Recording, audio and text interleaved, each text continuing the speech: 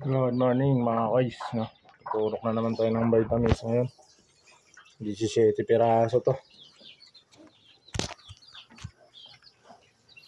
Since wala tayong pangkulay, kung tapos na ba sila, kukulong na lang muna natin sila dito sa ginawa kong kulungan. Yung mga tapos na.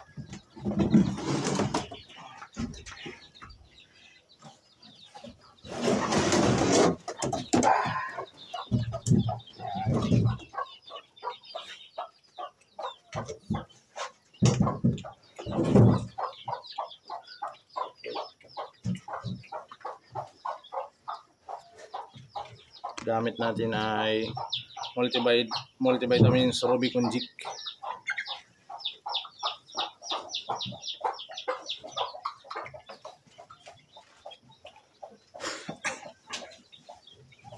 Sana tayo.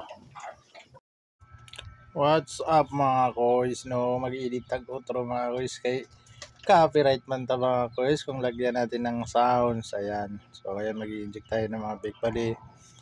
Pangatlong inject na ng vitamins yan. Kasi nung unang inject ko ng vitamins mga koys ay nagtae sila. After 3 days nagtae sila ng nagtae. At nung gumaling naman sila ay nag-inject tayo ulit ng vitamins nung nakaraang Sabado. Ngayon ay Sabado. Tuturok tayo ulit. Ayan mga koys, no.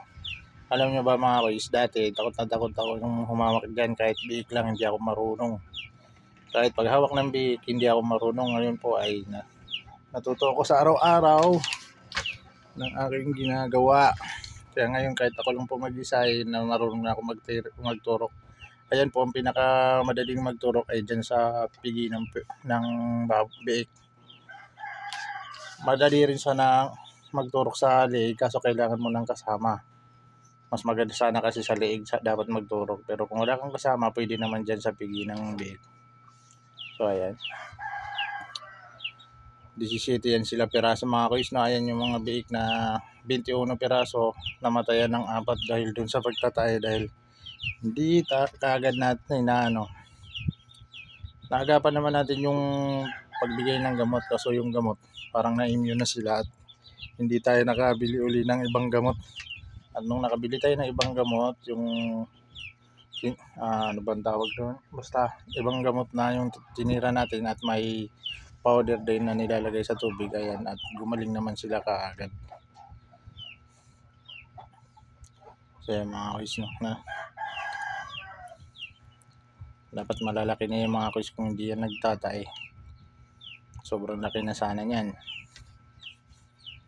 Yung mga namatay mga koys, mga around 15 kilos na yun, 13 to 15 kilos yung 3 piraso. Yung isa ay medyo maliit yun, siguro mga 10 kilos lang yung isang namatay, pero yung 3 talaga po ay napakalaki na.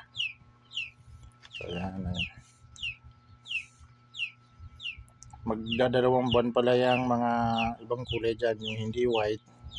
Magdadalawang buwan ngayong February 9, February 9, January 9 yan inanak. Ngayong March 9, bali 2 buwan na ho yan. At yung isa naman, yung mga puti, 2 inahin kasi yan. Ang isa naman ay January 14, bali March 14, 2 months na rin po.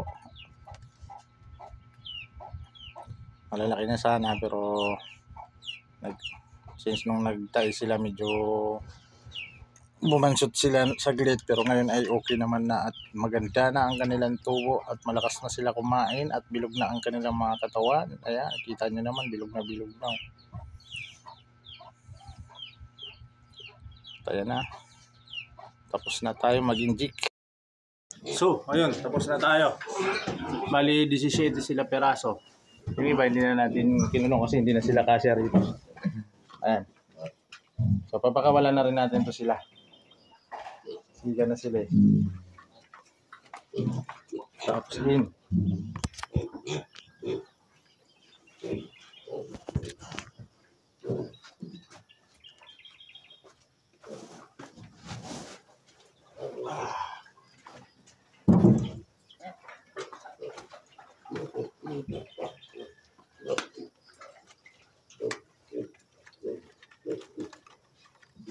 Ayun pala ay pampagana kumain. Ayan, gamit natin. So mamaya pupunta naman tayo ng palayan mamaya-maya. Hindi ko lang kung mag-aalmusal pa ba ako, didirekta na ako doon. Kasi papa-spray tayo doon ng ano, anti-damo.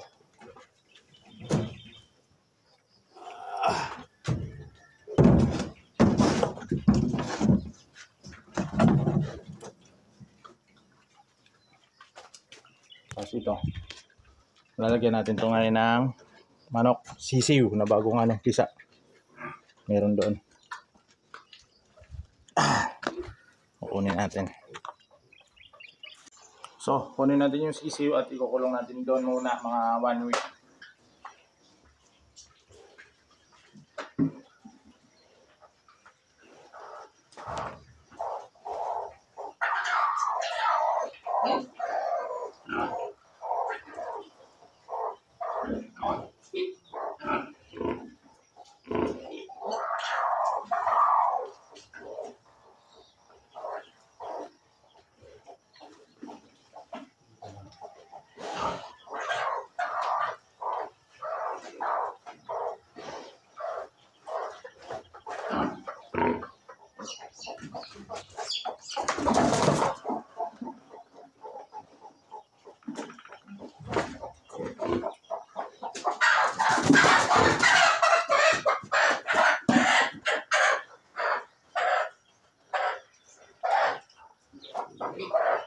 So ayan, 7 piraso, may 3 itlog pa ron, hindi napisa. Nahihirapan ako. Balikan ko na lang sa sisiw.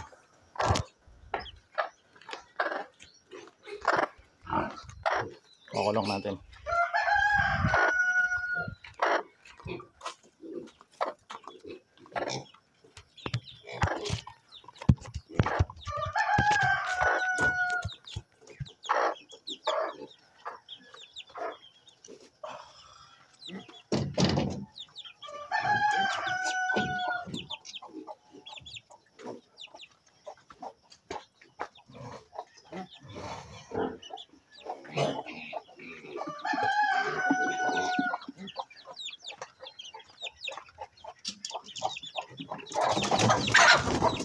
Visit na katakas.